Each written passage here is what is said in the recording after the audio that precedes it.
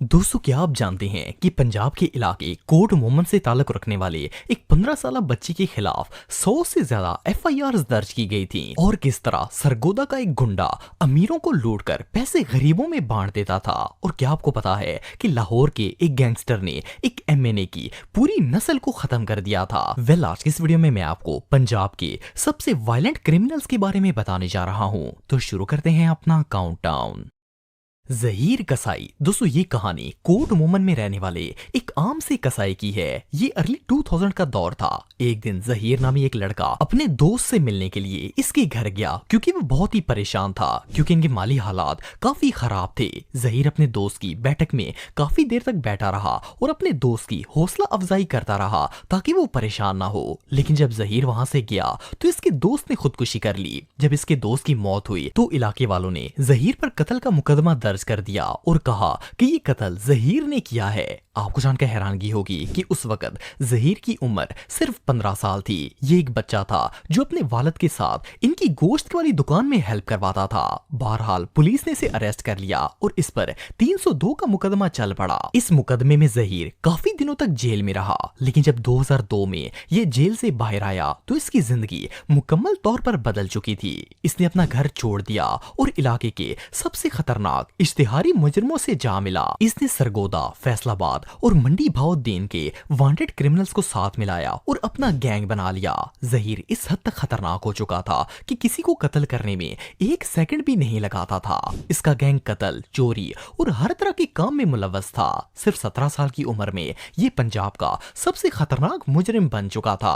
पूरे पंजाब के मुख्तलिफ थानों में इसके ऊपर 100 से ज्यादा केसेस दर्ज थे, लेकिन किसी की जुर्रत नहीं थी कि इसे गिरफ्तार कर सके। इवन जहीर के दिल से इस कदर डर निकल चुका था कि बड़े बड़े क्रिमिनल्स भी इससे खौफ खाते थे कि कहीं गुस्से में आकर ये हमारा ही कत्ल ना कर दे। एनीवे, जब पुलिस हर लिहाज से इसे पकड़ने में नाकाम रही तो इन्होंने जहीर के एक साथी को लालच देकर अपने साथ मिला लिया।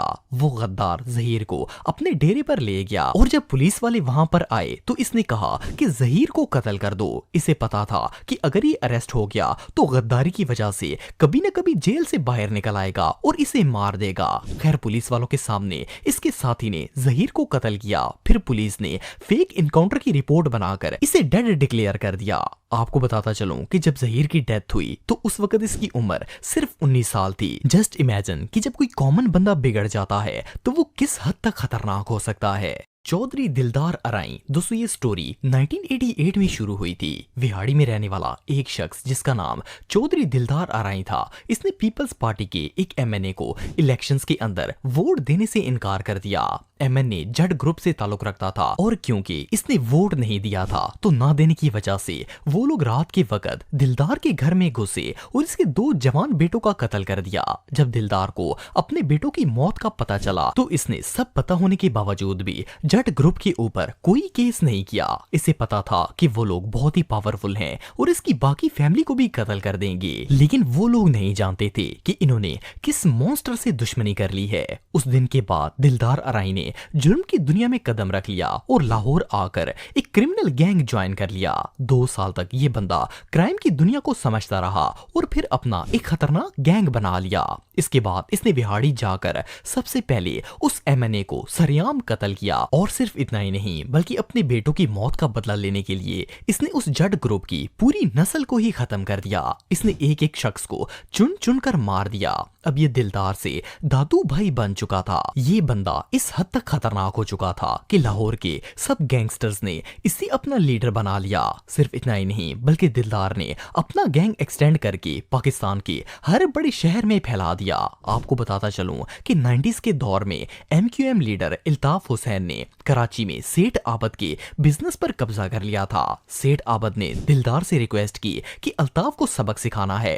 आपको जानकर हैरानगी होगी कि दिलदार वैसे तो पंजाब से था, लेकिन ये इतना पावरफुल बन चुका था कि इसके कहने कहने पर इसके आदमियों ने इल्ताफ हुसैन को इसके घर से किडनैप कर लिया। जब इल्ताफ हुसैन किडनैप हुआ तो इस पर MQM ने फौरन माफी मांगी और सेठ आबद को कराची पोर्ट पर इनका सब कुछ वापस कर दिया। इवन ये सब कुछ करने के लिए दिलदार ने सेठ आबद से 1 रुपया भी नहीं लिया।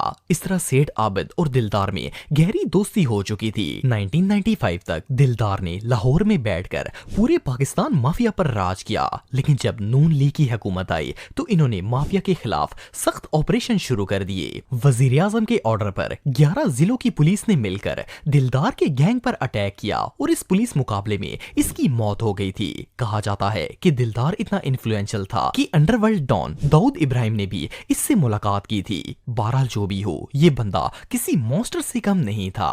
अख्तरी गदड़ा। दोस्तों ये जो शख्स आप देख रहे हैं इसका नाम मलक अख्तर निस्वाना है। ये चिन्योट की एक जमींदार फैमिली में पैदा हुआ था और अख्तर और इसका भाई खेती बाड़ी करके अपना घर चलाते थे।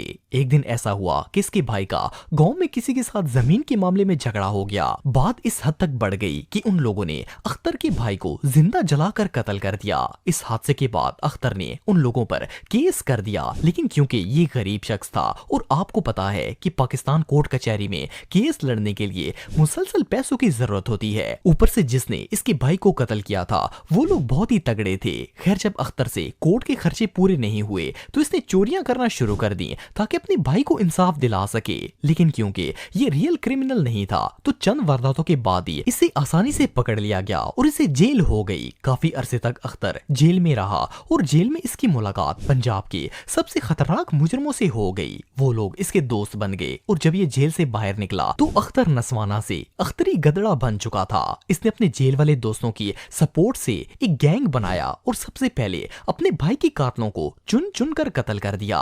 इसके बाद तो ये बंदा बिल्कुल ही बेखौफ हो गया। ये जिस इलाके में पनाह लेता वहां पर डकैतियां और कत्लो गारत करता था। आप बिलीव नहीं करेंगे कि ये बंदा इस हद तक वायलेंट हो चुका था कि पुलिस स्टेशन में कॉल करता और इन्हें चैलेंज देता कि मैं फलां जगह बैठा हूं, अगर हिम्मत है तो मुझे आकर गिरफ्तार कर लो, लेकिन इसके बावजूद पुलिस इसे हाथ नहीं डालती थी। अख्तरी पर इतने ज्यादा केसेस हो चुके थे कि पंजाब पुलिस ने इसके सर पर 50 लाख रुपए का इनाम रख दिया। इतना बड़ा रिवॉर्ड होने के बावजूद भी कोई इसका पता नहीं बताता था। इसे पकड़ने के लिए बहुत से पुलिस मुकाबले किए गए, लेकिन पुलिस इसे पकड़ने में नाकाम रही। इवन इसने एक थाने के SHO को भी कत्ल कर दिया था। जब इसे पकड़ने के सारे प्लान फेल हो गए तो पुलिस ने भारी पैसों का लालच देकर इसके एक दोस्त को अपने साथ मिला लिया। वैसे तो इसे पकड़ना और मारना इम्पॉसिबल था, लेकिन पुलिस के कहने पर इसके दोस्त ने अख्तरी के खाने में जहर मिला दिया ताकि इसे कत्ल किया जा सके। आखिरकार इस जहर की वजह से अख्तरी की मौत हो गई। दोस्त की गद्दारी और जहर की वजह से अख्तरी मारा गया, वरना पुलिस में इतनी ताकत नहीं थी कि इसका मुकाबला कर सके। ये बंदा रियली बहुत डेंजरस था। चिराग बाली। दोस्तों चिराग बाली एक वायलेंट क्रिमिनल था जिसका ताल्लुक सरगोदा से था। ये स्टोरी 1946 में शुरू हुई थी। चिराग बाली उस वक्त ब्रिटिश आर्मी में काम करता था। 1946 की एक रात इसके गांव में कुछ लोगों ने मिलकर चिराग बाली की भाभी को किडनैप कर लिया और इन्हें जिस्मानी ज्यादती का निशाना बनाया। जब बाली को ये बात पता चली तो इसने फौज की नौकरी छोड़ दी और अपने गाँव वापस आकर उन लोगों की तलाश शुरू कर दी जिन लोगों ने इसकी भाभी के साथ ज्यादती की थी। इसने एक एक शख्स को चुन चुन कर कत्ल कर दिया। इसके बाद चिराग बाली एक फौजी से क्रिमिनल बन गया। इसने एक गैंग बनाया और अमीरों को लूटना शुरू कर दिया।